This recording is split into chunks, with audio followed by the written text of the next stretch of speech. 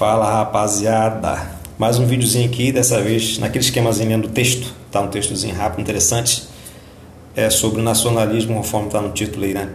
Bom, uma galera da extrema direita no Brasil vem se apropriando de alguns símbolos nacionais, se dizendo patriotas, se dizendo nacionalistas e coisa e tal. Enquanto algum de nós que olhamos isso com certo espanto, tendemos muitas vezes a desgostar da bandeira nacional, porque inevitavelmente lembramos de certas pessoas enroladas na bandeira brasileira, desfilando pelas ruas, pedindo coisas como, por exemplo, o AI-5 e a intervenção militar.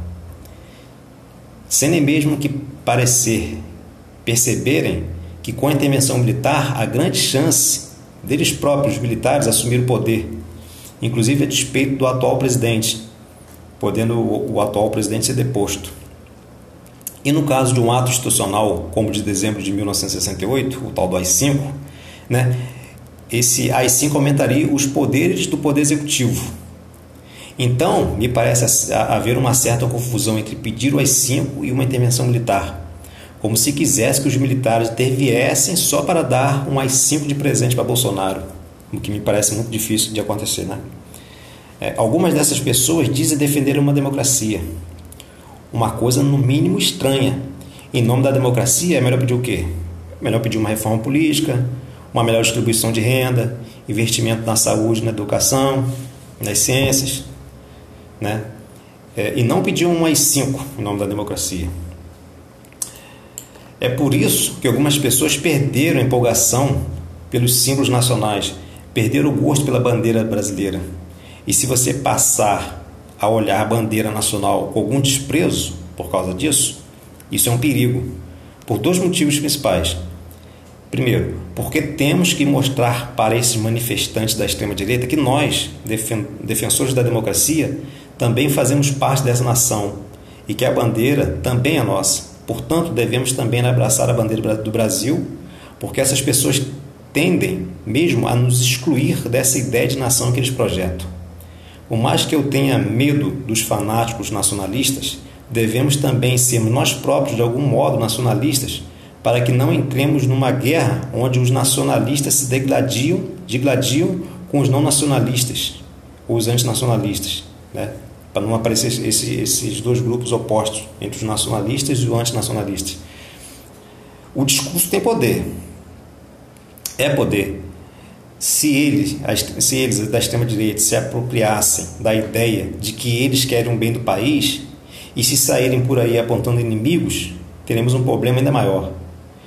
Eles passam a ter um fundamento para seus discursos, passam a ter uma justificativa, mais ou menos o seguinte, né?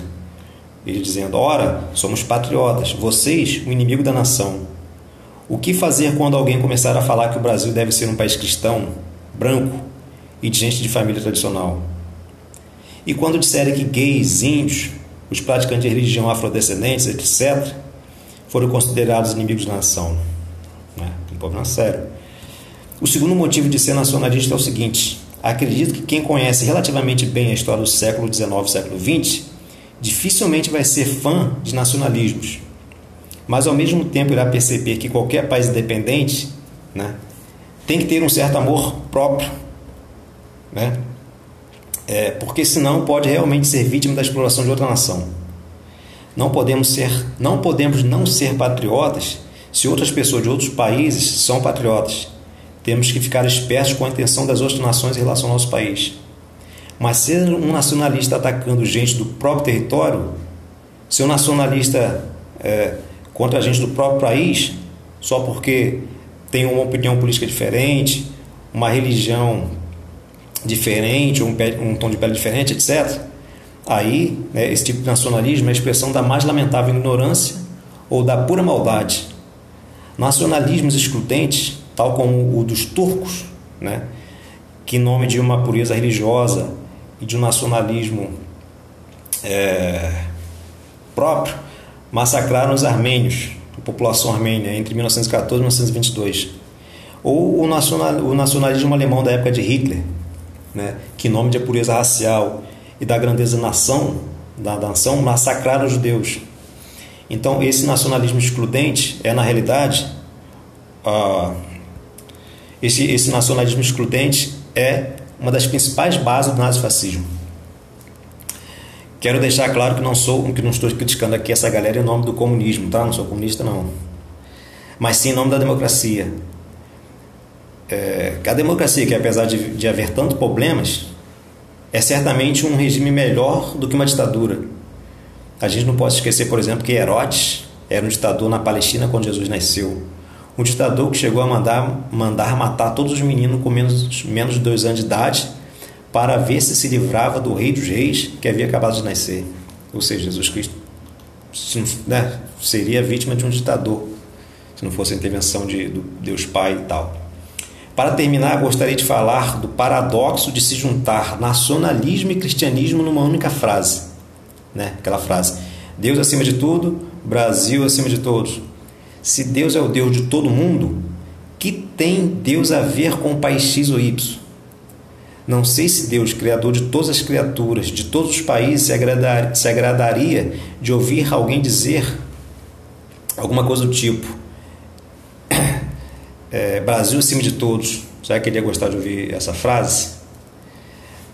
Talvez, e apenas talvez, Jesus Cristo dissesse alguma coisa do tipo que o Brasil ou qualquer outro país é uma invenção da arrogância e da mente pequena da gente, e que a humanidade daria um passo gigantesco se houvesse uma fraternidade mundial, se todos finalmente se admitissem igualmente filhos de Deus e filhos do mesmo Deus.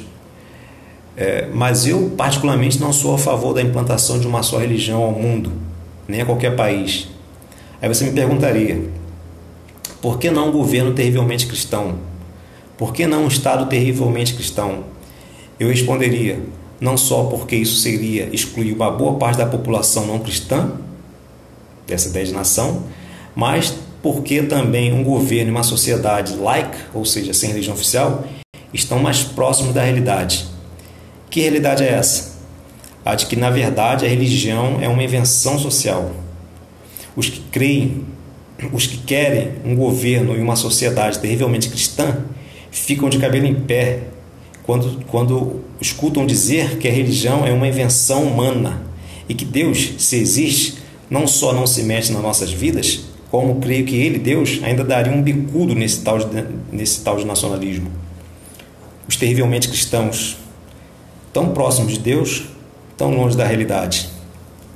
Se gostou, dê um like e até a próxima.